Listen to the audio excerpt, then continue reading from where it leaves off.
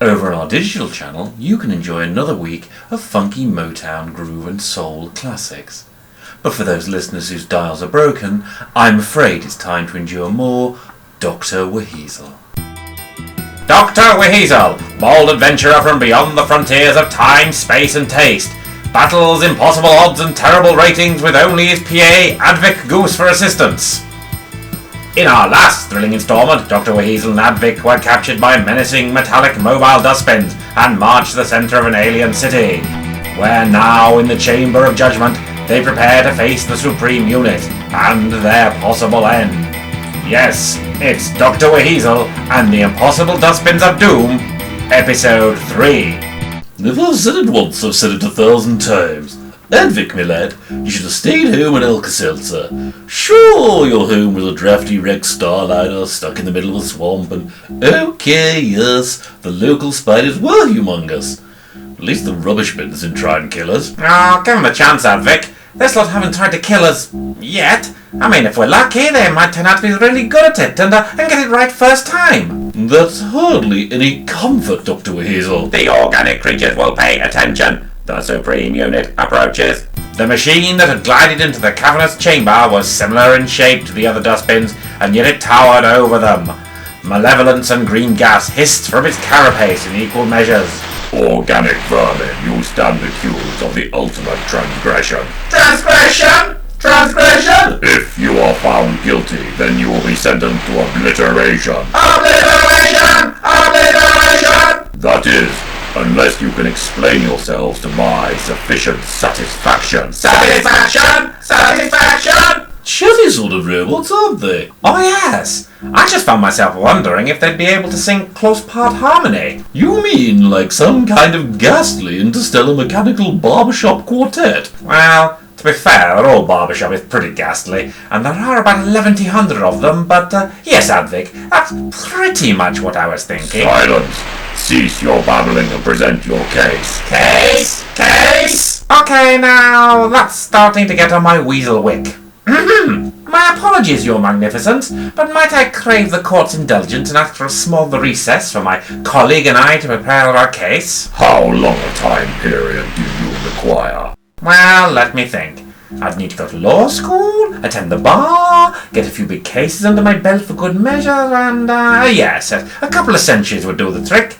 So, what say we all meet back here in the space year 47445, yeah? And if you could just undo these shackles, well, we'll get right on it, matey. Negative. My logic banks inform me you are seeking to delay your obliteration through cunning blandishments. Sorry, all time weasel habits die hard. How about a week of fortnights then instead? Negative!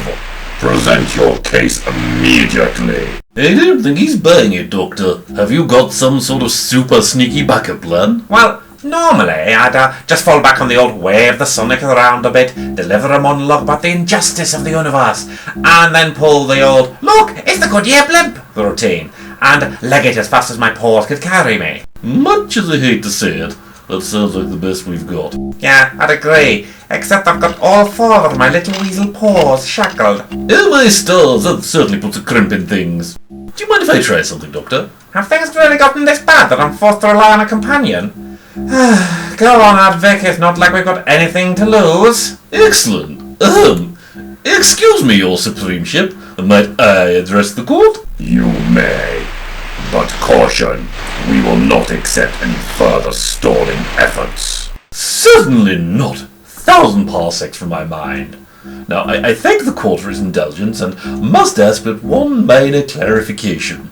If we are to adequately defend ourselves against your charges, first we must know, what in the 7 hex are we actually being charged with? You are charged with being deviant to the planetary norm. You are charged with being ungenetically augmented beings of pure hate bubbling with a cybernetic war carapace. You are charged with a presence on our homeworld in a physical state that is an offense to my race. Right. Thank you for explaining. That's much clearer. Which means, of course, that the road to our defense is quite obviously, quite categorically, No, Doctor WHeasel! What? Oh, sorry, I dozed off. I hadn't had a line in ages. I've been distracting them with legal banter so that you could quietly slip your shackles, retrieve your sonic and tease open a wall panel that we can effect an escape through. Oh, that's a good plan. That's a great plan. Right, when are we going to start that? About 3 minutes ago would have been the ticket. The organics are escaping! Escaping! Obliterate! Eliminate! Defenestrate! Is this the end for plucky Doctor WHeasel and Advick? Is a surprise regeneration just around the corner? Will Advick Goose ever see his feculent swamp world again? Find out in the concluding part of Doctor WHeasel and the Impossible Dustbins of Doom. Doctor WHeasel is a Weasel Teleaudio Enterprises production featuring Randolph Weaseling as Dr. WHeasel, Goose and Adrian Goose.